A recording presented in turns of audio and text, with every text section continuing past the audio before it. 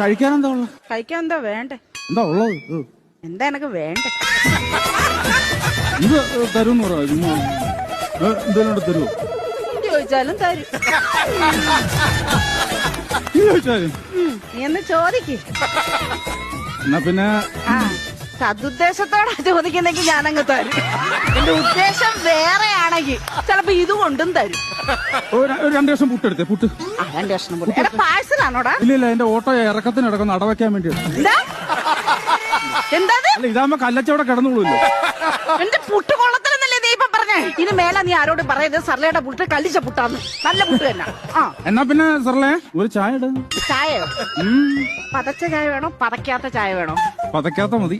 ശരി, പതക്കാത്ത. എന്താ പേരിനെ കൊല്ലണോ? നിനക്ക് പതക്കാത്ത മതി എന്ന് പറഞ്ഞില്ലേ? പതപ്പിച്ചെടുത്തോ.